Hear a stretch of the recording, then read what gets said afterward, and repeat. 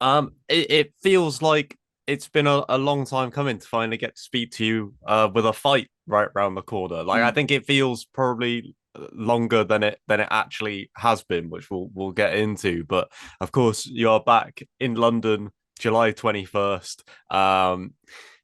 As I said, it feels to me at least, I'm sure it probably does to you as well, that it's actually been longer than it has in reality because it feels like there's been so much talk of who you could be fighting instead of who you are fighting. So it feels like such a drawn out process to get to this point where it's like, oh, you've got a fight in at the time of recording 8 days, you know? Mm. Yeah, it, it has been a long old time. It's like November 5th, 4th or something was my last fight.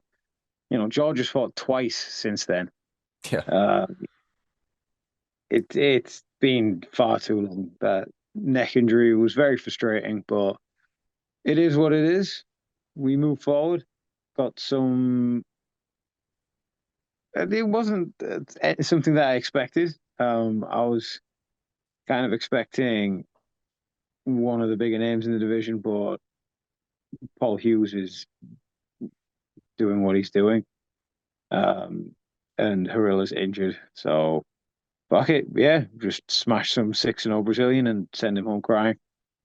Let's start with the first name you mentioned there, Paul Hughes, because that seemed like the main one that we were kind of going towards. And like I think everyone is kind of on the same page as yourself, where we're not really sure what's going to happen with Paul. I know that both you and George have both been saying for quite some time now, like, do what you want to do, but if you're going to do it, don't hold up the division at the same time and make us all wait. Like, how frustrating has that period been? Where, like I said, like not just you, but everyone is kind of like, I don't know. Yeah, It's been really annoying. Like I remember ages and ages ago, this was before he was in Cage Warriors, he put some big thing up about how like guys turning him down, how is he supposed to have his career, blah blah blah blah blah. I'm like, well, now you're kind of doing that to everyone else. I get that you feel like you deserve to be in the UFC and you don't want to bind yourself to a bout agreement because those are like a legally binding uh, like documents. So you mm, can't have a bout agreement signed for a Cage Warriors fight, and then if a short notice UFC offer comes up, you can't say yes to the UFC offer because that's just how it works. So maybe he's keeping an eye out for those short notice UFC opportunities, but or maybe he's trying to contend a series. I don't know, but it's a strange situation and it's a frustrating situation, but I can't control what anybody else does. I just want to fight. If there's a Paul Hughes fight, that's fine. If there's a random Brazilian guy with a big forehead, then that's fine. Like, I'm just at that point in fight camp where I'm just like, everything's fine. I just want to have a fight now. Can someone have a fight with me, please? Just want to yeah, weigh in. I actually just want to be in that process again. yeah. Like it's been that long. I want to be in that process where like that fight week process where I'm at the hotel, doing the pictures, cutting weight, the rehydrating, the little workouts around the fight, being in the back, the warm up, the way you feel then, and then just being in a fight where because you can spar as much as you want, but you've always got to have a filter on you and not harm your training partners. Whereas when you fight, you can turn that filter off completely. I just want to be in that again. It doesn't matter who, it doesn't matter where, it doesn't matter when. Like I just want to be experiencing that again, and thankfully I am. So I'm grateful. Yeah, we'll get round to talking about Georgia's contender series fight in a bit, but I know that it obviously has been. I'm sure it's been a great experience to corner him for these last few fights and him defending his title and then getting this shot in the UFC that he had to patiently kind of wait for and decline at first and then kind of prove himself to be justified in doing that by finally getting it. But has that added to the frustration where, like you said, George has fought twice since then? So like you're kind of experiencing the fight week stuff, but like you said, you just want to be doing it yourself at the same time. Yeah, like it's a weird one because obviously it's a great time and I'm always there for that, and it's something we've both worked a lot on. So I can't just be like bashing negative shit out about Yeah. George's success and George's fights and the fact that he's had these fights. But in the same token, it is frustrating. So it was very different circumstances. Those two fights as well. Like obviously when he fought Bungard, I'd only just fought. Like I still had a like my cut had only just healed and everything. Like there was none of that there. There was just you know cornering, coaching, and all that kind of shebang. But the last one was weird because I'd only recently had to pull out of a fight, so I Yeah. was knowing I was not going to be active for a while. I knew there wasn't really any Cage Warriors events in Europe in the immediate future. And like obviously, when cornering George, just got to corner George. But there were those like moments where you'd sit in reflection, fucking wish it was my turn, and it wasn't. But it is what it is. I like. There's no point thinking that. There's no point dwelling on any frustrations. I've got to fight now. Trained well, feeling good. I'm going to punch this guy's face multiple times. Yeah.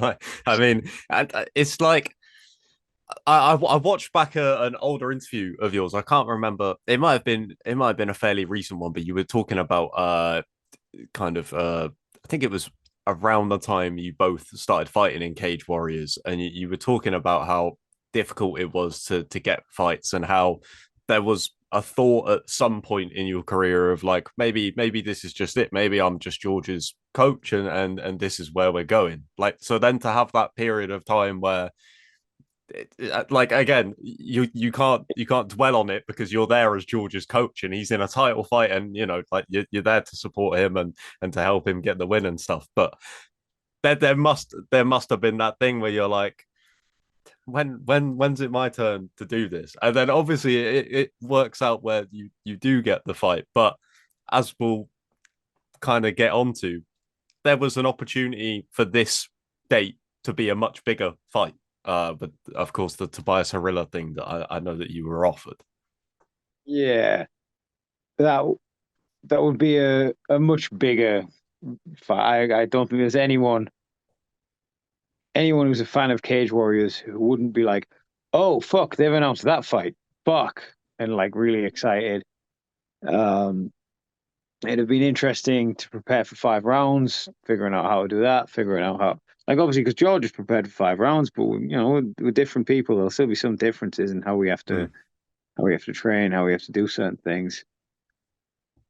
Um, but yeah, that was a bit. Apologies. That was a bit frustrating when that one didn't come through. But again, I'm just fighting. I'm grateful I'm fighting. Like, there's a lot of all that stuff's extra stuff. Like, and before when I'd kind of thought maybe about conceding to being George's coach, that was just as like at the time I was 5-3, and I thought being 26 was old. And then I was just like, oh, my career's ruined. And then I was kind of like, oh, well, maybe no point having fights and taking damage if you're not going to go where you're going. Whereas I'm just much more like even keel with it now. I just like fighting and I just want to go in and have some fights. Like I haven't lost since then, and I'm just kind of just in this. The division and the sport itself is such a mess. There's no point attaching yourself to anything. Like I'm not going to sit here like I deserve that title shot, please. I need to like oh god, who the fuck cares? I just want to. I literally I just want to fight people. Like I'm going to beat fuck out this Brazilian. I really like being in Vegas, so I'm going to make a noise about going on the Contender Series. Um, I think it would be great because obviously that runs till October. I think, and the UFC likes a bit of nepotism, so I think once George gets in there, it'll make it easier for me. Um, but yeah, I am just happy that I've got a fight and I get to punch some guy, and then he's going to try and knock me unconscious in front of people who care about me. Yeah, it's a good time. That's a strange sentence to say after saying that he's going to try and knock you out in front of the people you care about. But that's I wouldn't expect anything else from you. I suppose the one benefit is you don't find a Frenchman. So he won't kick me in the dick. Is that what we're going at? I mean, I'm not saying I'm not gonna throw that at all French fighters, but I feel like that hopefully will break the bad omen curse by having just a break and fighting someone from a different nationality. Well, my last two fights, an Italian and an English fella, both did not kick me in the penis. So yeah, I don't know. We'll see if Brazilians kick the penis. Um, just be brushed up on my Portuguese swear words if he does. Yeah, yeah. You mentioned it briefly then about the experience of going out to Vegas. Like, how was that going to do? I know you were only there for like was it 2 days or like one night to do the Contender Series media and stuff? Yes, we got there Sunday night, left Tuesday evening. Right. Um, yeah, it was great. Going to the Apex was like the best school trip ever. They give us sandwiches and crisps and stuff. Um, What was like they did. what was the selection like? Was it good? Decent selection of crisps, just two sandwiches. There was just like ham and cheese and turkey ham and another kind of cheese. But I think it was real cheese. It wasn't all like weird American cheese. Um, even though I'm a fan of weird American cheese, in fairness. But yeah, and then I made a crisp sandwich because I had some jalapeno crisps and just put it in with the turkey and the cheese. And um, so that was a good time. And then went to the Vegas Strip, got some sparring in at Syndicate. It was a great time. Like I definitely am enjoying. I'm happy that I'm going to be there more. Yeah, I mean, I feel like it adds a little bit extra because obviously we've got the UFC the night after you fight, so it's like after waiting and not being able to get a fight, it suddenly feels like the UFC is very close. Like even though you're not fighting on the UFC card the night after, it's like you've been out to the Apex, you've used their crisps to make a sandwich, and now they're there in London but the Yeah. night after you fight, you know. Well, and that's another thing. Like the UFC, because whenever there's a Cage Warriors the day before the UFC, there are UFC people at those Cage Warriors events, and this is the first time that'll be the case with me. It's happened twice with George, but like I feel like because of the decisions on my record, the UFC people won't have actually like some of them might not have watched my fights and won't know the quality of fights I have. And I just think when they'll see in person, they see how I fight, they're like, "Oh, this guy's entertaining." And obviously, this is going to be my first knockout in Cage Warriors, so yeah, hopefully, just get their eyes on me. Yeah. The other thing I think to kind of have looking in the like coming on the horizon is the Cage Warriors Newcastle card, which I'm sure if you're looking at getting another fight in this year, I'm sure that would be the one you're looking at. Obviously, it's right at the end of November, so still a decent way away. But I Yeah, assume that's the one you've got your eyes on. yeah. If I'm still in Cage Warriors by then yes, definitely, it would be lovely to get a belt in Newcastle. I feel like I'd get yeah, that would be the thing if I'm still in Cage Warriors. If not, I might volunteer my services as a commentator. Me, like Brad Wharton, and then me and George in the commentary booth, or Brad Wharton, me Oh, and Dan Strauss. that would be Like, fantastic. yeah, like I've done commentary before. I feel like I do a pretty decent job at it. So, Yeah, I so would love yeah, to see that. that's what I want. I want to do commentary on Cage Warriors because Yeah, There you go. like, You can sell yourself to the UFC as a package deal then. Like well, not only can you get George, but you can get me as well, and can do a little bit on commentary if you need me to jump in. a little bit on the mic. Yeah, I mean, the main reason I want to do it with Cage Warriors is because I'm at every UK Cage Warriors event, pretty much every UK Cage Warriors event anyway, this is very true. because not even just cornering. If I'm fighting, I'm at that event. If George is fighting, I'm at that event. If not, my girlfriend works those events, so I'm at those events. So I'm at them anyway, and I would like to get paid for it. I mean, it makes a lot of sense, Yeah, I get that.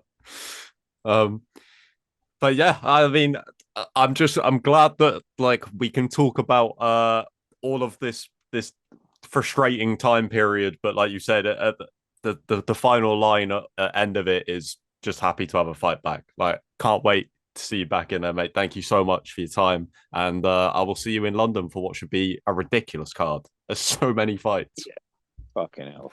It's going to be a good night. I'm going to contact the people at Manjaro's.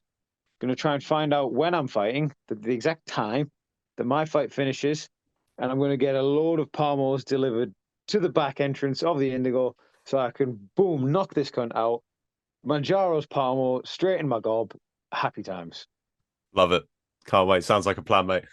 Cheers again, man. Thanks for your time and enjoy the rest of your day. And like I said, I'll see you in London. Yeah, see you in London, mate. Cool. Cheers, man. Catch you later.